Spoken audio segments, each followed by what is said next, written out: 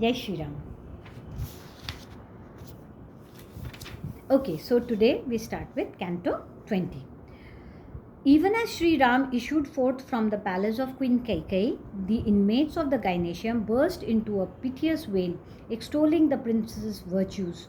Mother Kaushalya embraces and pronounces her benedictions on Sri Ram as the latter approaches her and falls at her feet. On being apprised of the circumstances that had brought him there, she falls to the ground, overwhelmed with grief, and weeps bitterly, expressing her deep sorrow.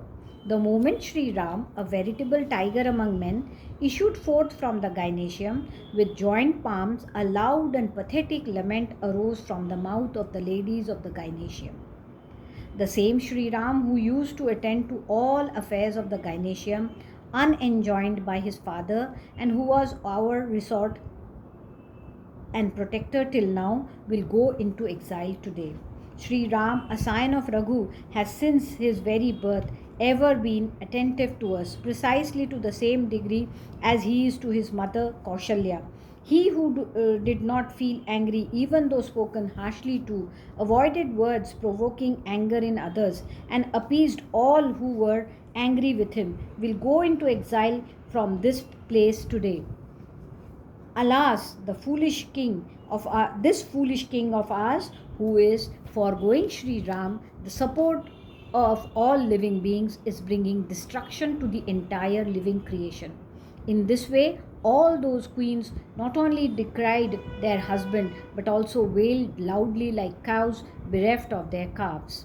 Hearing the frightful and piteous wail in the gynecium, the king, who was sore stricken with grief over the impending separation from his eldest son, actually hid himself under the bed sheets in the couch for sheer shame and woe.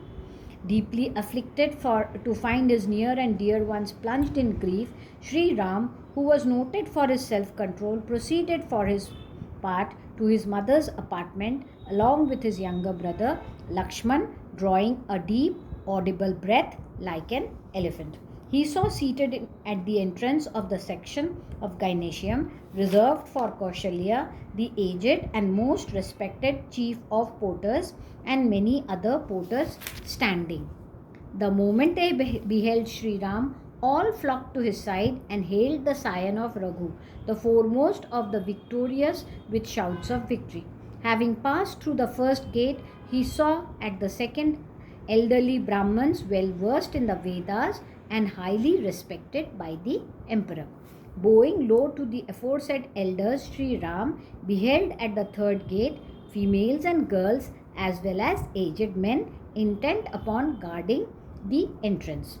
Felicitating the prince on his projected installation as Prince Regent and entering the chamber occupied by Empress Kaushalya, the women, who felt extremely delighted to behold Sri Ram, promptly broke the delightful news to Sri Ram's mother on that occasion. Having passed the night in religious observances, Queen Kaushalya, for her part, had started offering worship to Lord Vishnu, seated in the orb of the sun at daybreak, wishing well of her son. Having performed some propitious rites, Kaushalya, who was clad in silk and was ever given to sacred observances, was causing oblations to be poured by the priests into the sacred fire at that time with the chanting of sacred texts. Entering forthwith with the beautiful chamber of Kaushalya, his mother, Sri Ram actually saw there his mother causing oblations to be poured into the sacred fire. He also saw kept ready at hand for the worship of the gods there curds, unbroken grains of rice and ghee, as well as balls of sweetmeat and oblations to be poured into the sacred fire. Sri Ram, the delight of the Raghus, further beheld parched grains of paddy, white flours, milk boiled with rice and sugar, rice cooked with sesame seeds, sticks of sacrificial wood, and jars full of rice. He saw the fair complexioned Kaushalya clad in white silk and emaciated through persevering in fasting and gratifying the deity with an offering of water. Overjoyed to behold her son, the delight of his mother, come to her after a long time, she went forward to meet him as a mare would run to meet her foal. Sri Ram, a scion of Raghu, stood clinging to his mother with his arms placed round her neck as she approached him, and was in return folded in her arms and smelt at the head as a token of motherly affection. Out of affection for her son, Kaushalya addressed the following delightful and at the same time wholesome words, a rare combination to her son, the celebrated Sri Ram, scion of Raghu, who was hard to assail. May you attain the age and renown of ancient royal sages, of virtuous conduct and possessing a noble soul, and acquire virtue worthy of your race. Please go and see, O scion of Raghu, your royal father, who is true to his promise. That pious soul is going to install you in the office of Prince Regent this very day. Merely touching the seat offered by the Empress when invited to breakfast and distending a bit the hollow of his joined palms, Sri Ram began to speak as follows. Nay, about to start on his long journey to the Dandak forest, Sri Ram, who was modest by nature and was likewise bent low with reverence, proceeded to take leave of his mother in the following words. Surely you do not know, O godly lady, that a great calamity is imminent. When I am going to reveal what I am going to reveal to you will cause you agony, and no less than to Sita, a princess of Videha, and to Lakshman.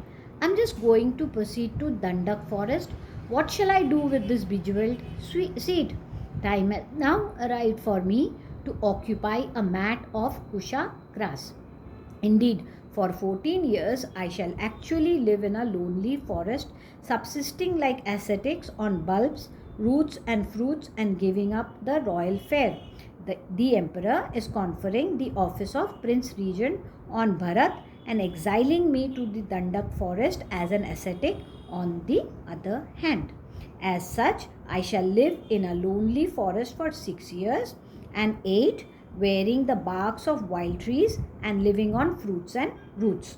Hearing this unpalatable news, the queen fell all at once to the ground like a bough on a fir tree in the forest, severed with an axe, and lying unconscious, shone like a goddess fallen from heaven.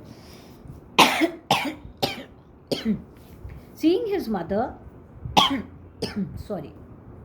seeing his mother, who did not deserve suffering, fallen unconscious like a banana tree, Sri Ram, for his part, lifted her up. Nay, he brushed the dust from his own hands off the person of his distressed mother, who had all her limbs covered with it like a mare that had been made to carry a heavy load and had just risen after rolling on the ground. Stricken with agony, Kaushalya, who deserved happiness, spoke as follows to Sri Ram, a scion of Raghu, a tiger among men, standing by her side within the hearing of Lakshman. Had you been born, my son, this would have certainly caused grief to me in the shape of issuelessness. Had you not been born, my son, this would have certainly caused grief to me in the shape of issuelessness. O scion of Raghu, even if childless, I would not have experienced the present agony caused by separation from a grown up and married son greater than the former. Indeed, there is only one mental anguish for a barren woman, the feeling that she is issueless. There is certainly no other agony to her, my son. No good fortune or happiness was enjoyed by me in the past through the effort of my husband. However, hope was, however, entertained by me, O Ram, that with my son in power, I might see both in abundance. Seniormost though I am of all the queens, I shall in my present plight, as separated from you, hear many unpalatable words from my junior co-wives, who will rend my heart thereby. What can possibly be more painful than this for the fair sex? The kind of grief and lamentation that has now fallen to my lot is unending. Even with you by my side, I have been despised. How much more shall I be despised when you are away, O dear child? Surely my death is but inevitable. Not esteemed by my husband, I have always been greatly snubbed by him. I have been treated on a par or even on a lower footing than Kaikai's servants. Whosoever serves me or even speaks kindly to me would no longer speak to me on perceiving Bharat. Reduced to a bad plight, my son, how shall I possibly be able to cast my eyes on those lips of Kaikai, uttering harsh words due to her being constantly angry? 10 and 7 years have been spent by me since you were born for a second time in the shape of investiture, with the sacred thread keenly desiring the end of woes, O scion of Raghu. Though worn out with age, I am unable to suffer for a long time that great agony in the shape of the contumely of my co-wives, which knows no end, O scion of Raghu. Unable to behold your countenance, possessing the splendor of the full moon and dragging a wretched existence, how shall I survive, distressed as I already am? In vain, indeed, have you been brought up through great hardships with the help of a number of fasts and meditations on various gods, involving much toil, unlucky as I am. I conclude this heart of mine to be hard enough inasmuch as it does not get riven any more than the bank of a large river like the holy Ganga, even though washed by the new waters in the rainy season. Surely there is no death for me, nor is there room for me in the abode of Yam, as is evident from the fact that death does not feel inclined to carry me away by force as a lion would carry away a wailing doe. My hard heart is most certainly made of steel, inasmuch as it does not break under the pressure of grief, nor is the body overcome with this anguish, torn into pieces, even on falling to the ground. Undoubtedly, death does not come out of time. This is all the more painful that my sacred observances and gifts, as well as courses of self discipline, are of no use, and the asceticism practiced with intent to do good to my child has proved utterly unfructuous, like a seed sown in barren soil. If anyone afflicted with great suffering could meet with death at one's sweet will, even before time, I would certainly, like a cow bereft of its calf, depart to the court of Yam in your absence this very day. Even if there is no death, life without you is of no consequence and therefore useless. O Ram, wearing a moon like splendor on your countenance, though very feeble, I shall, like a cow following its calf through ardent longing, definitely proceed with you to the forest. Pondering over the terrible calamity that was going to befall her as a result of her son's exile, and perceiving Sir Sri Ram as a scion of Raghu, bound by a sense of duty to his father, Kaushalya, who was unable to bear the intense suffering, wailed a lot, even as a Kinnar woman would on finding her son made captive.